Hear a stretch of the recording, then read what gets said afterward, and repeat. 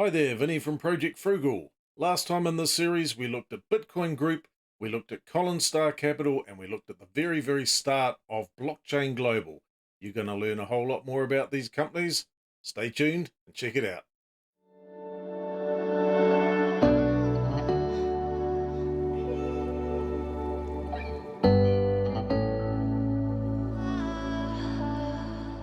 There's nothing more than Hypertech Group likes to do but provide links for due diligence information. Here's some information that we've tracked down off their due diligence, linking Collinstar Capital. Let's dig a little bit further. If we scroll down a little bit more, this document was created on the 3rd of March 2020, an extract from ASIC. We'll scroll down here and we've got a current address here, Suite 2, 888 Whitehorse Road. Let's go and check that address out. Here we go, we're off to Australia.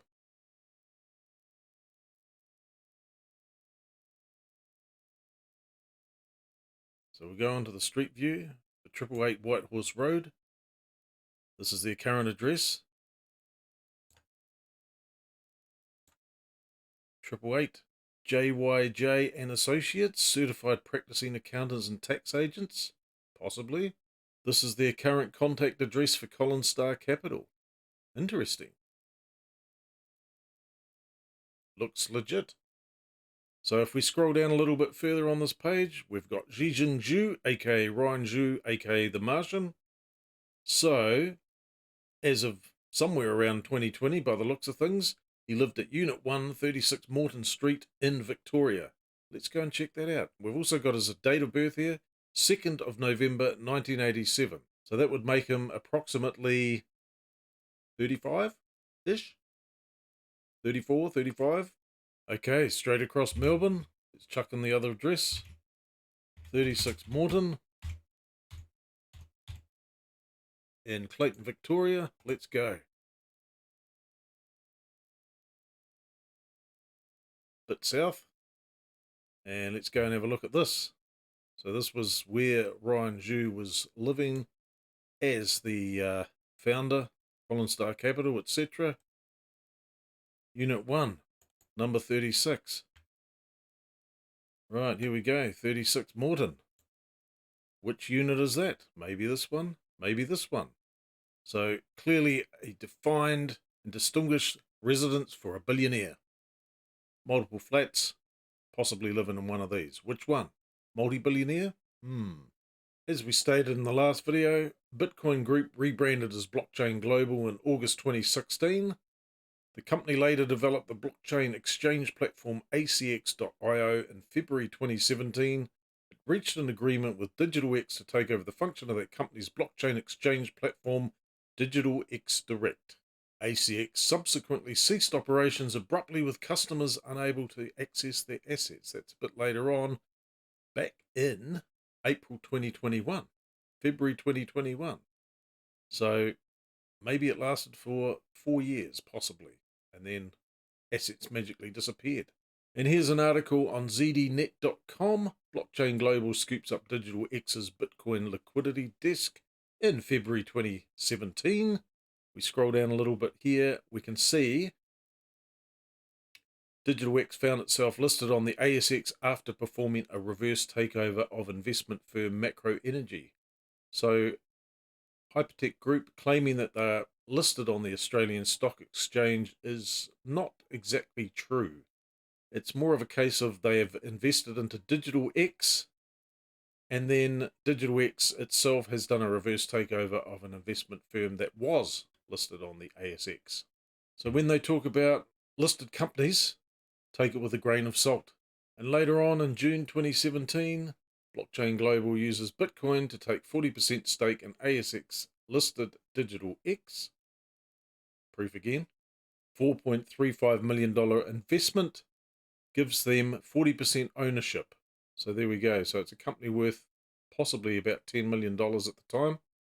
So looking at the previous video, possibly from the bank of mummy and daddy by the looks of things, the plot thickens. We saw in part 2 Ryan Zhu mining in China. Well, unfortunately, it looks like Blockchain Hypertech Group had to change tactics because, according to this CoinDesk article, China crypto bans a complete history. 2021 crypto crackdown in China was the most severe yet.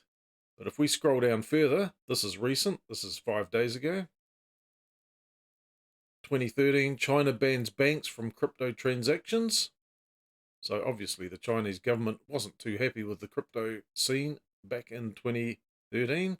2017, China bans crypto initial coin offerings.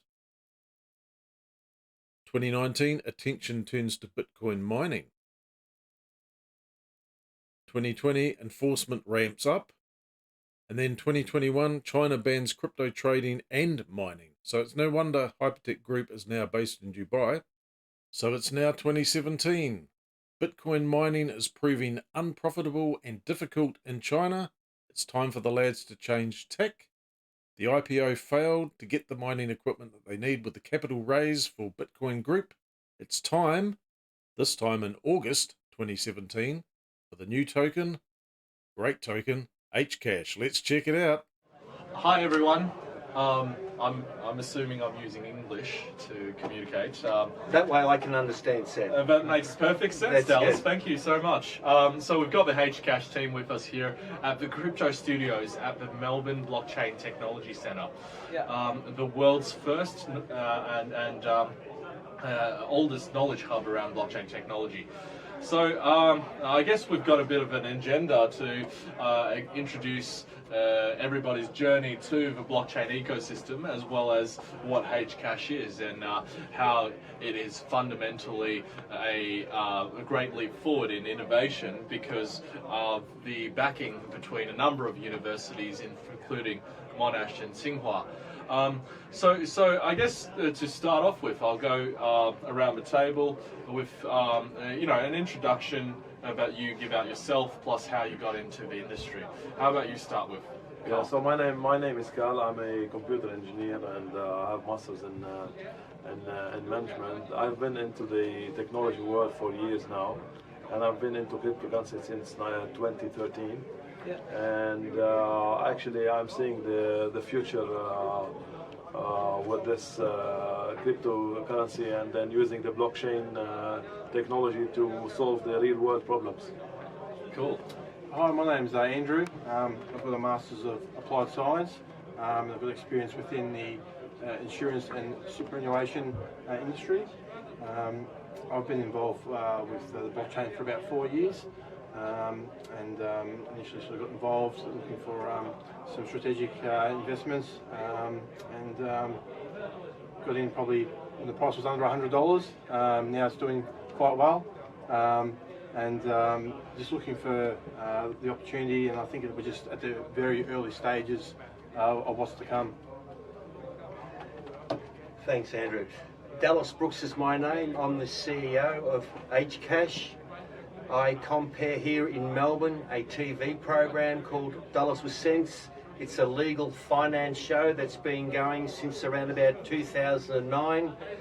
I got involved in this industry approximately 4 years ago through Sam Lee, who was I was helping mentor him here in Australia, and he got involved first. He asked me to have a look at it, having my background being in the finance investment industry.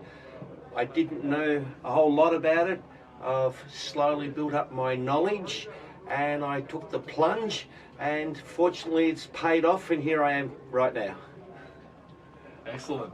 So the HCash team is, as you could see, highly experienced within the cryptocurrency and blockchain ecosystem, and the fundamental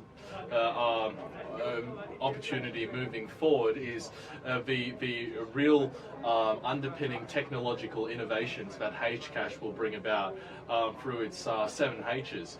So, I think it's a good time for Carl to talk through, on a high level, what makes HCash so fundamentally special. Yes.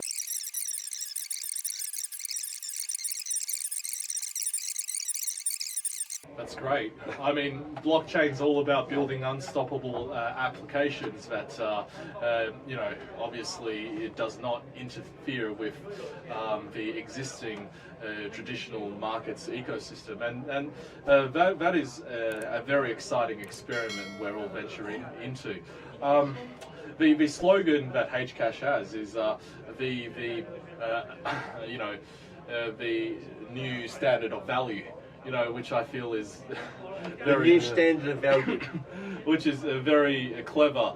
Andrew, do you want to talk on a little bit about that, like how HCash is new in the fact that there are hundreds of cryptocurrencies out there? Yeah, absolutely. I think, like you said, Sam, it really does take that sort of new value to the next level. As for the HCash talk video, well, you got to make your own mind up on this stuff. They talk in riddles. They're not very good eloquent speakers at all, and it's basically garbage. So here we go. Here's HCash, also known as HyperCash. Started out in August 2017. Started out at $20 a token. Quickly moved up to $40.83. Plunged rapidly. Had another rally here in December 2017, and then basically subsequently since that has plunged dramatically and is now sitting at under 15 cents per token. Pretty much worthless at this stage. Now the marketing material for Hyperverse, HyperCash, HyperCapital, Hyper this, Hyper that, seemingly refers to Ryan Zhu and Sam Lee as being multi-billionaires, well definitely at least Ryan Zhu. Let's go and check out the Forbes billionaires list to see if this is true or not. So we've got Elon Musk here with 219 billion. This is current. But it just gets better and better because here we've got the richest crypto and blockchain billionaires in the world. Now surely these two guys are going to be on this list. Let's go and check it out, see if we can find them. Okay, well there's 19 billionaires listed here. So we got Changpeng Zhao, source of wealth Binance. It's not them. Apparently they own 3%, but I'm not sure that it's the Canadian Binance. So, or this guy's Binance. We've got this guy, Sam. Well, that ain't them. That's not Sam Lee, that's for sure. Brian, nah.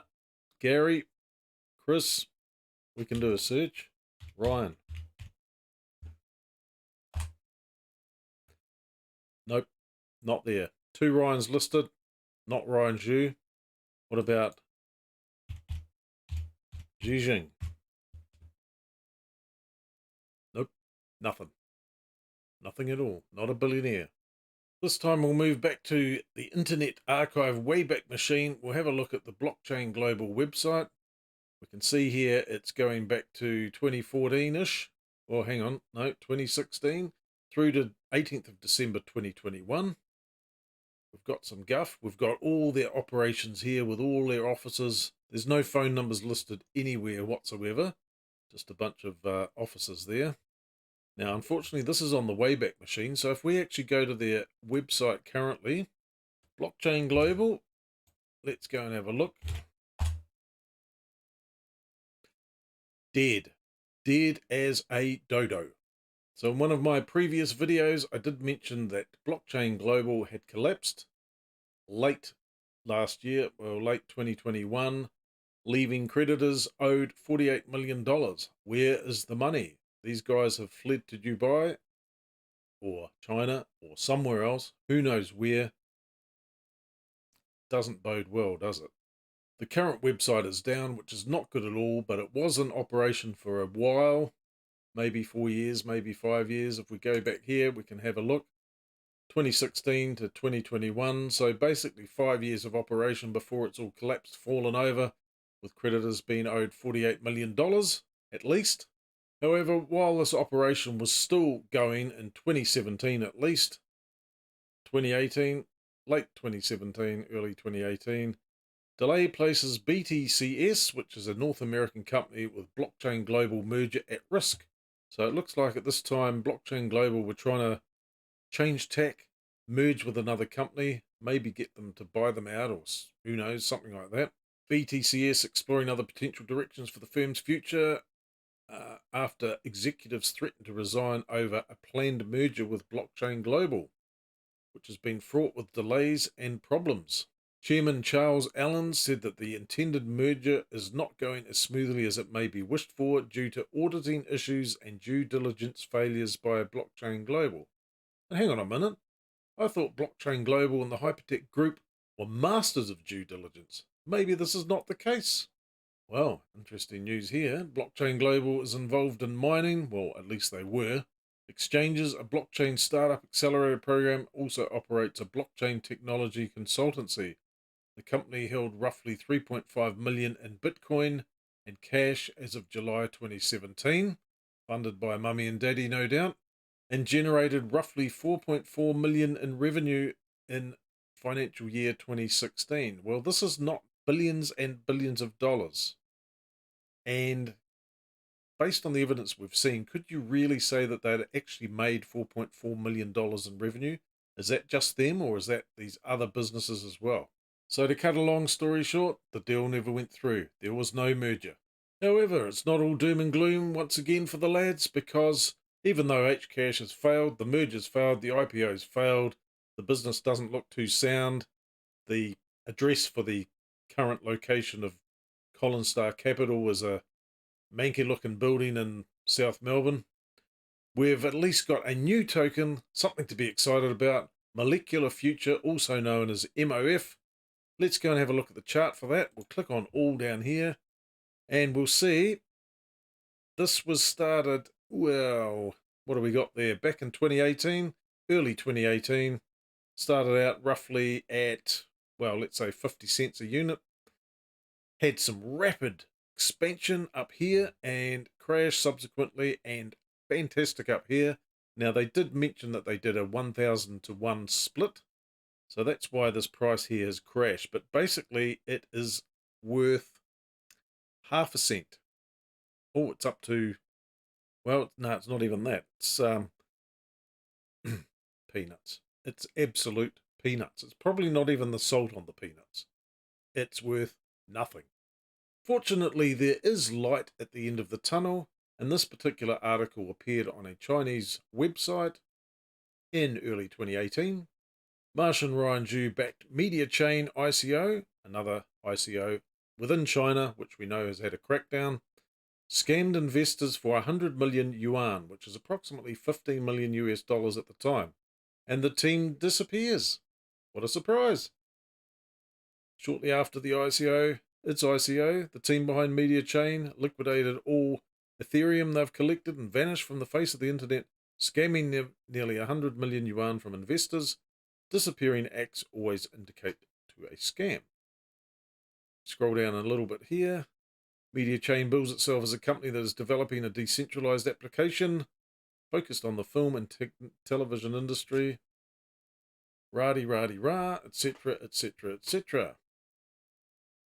So, person on Weibo claimed that one of Mediachain's software engineers named Eugene Kaiselov was actually a Canadian actor. Profile's been deleted. That is, the team just find a Westerner's image to help attract newbies. Interesting tactic.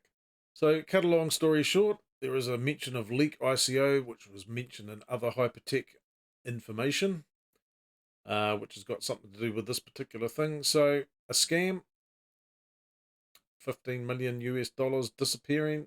Ryan Zhu nowhere to be found after this. Not looking too flash for the self-appointed crypto kings, the crown prince of blockchain, the crypto, the Martian, the blockchain, the this and that, and the multi-billionaires, etc. Never mind. Things can only get better from here. In the next episode, we're going to look at the Hypertech Group more in depth. We're going to look at Hypercapital, Hyperfund, and Hyperverse. This is where it gets really, really interesting. So stay tuned for more. Don't forget to like, subscribe, comment down below. I know this has been a bit of a long episode, but we'll catch you in the next one. See you later.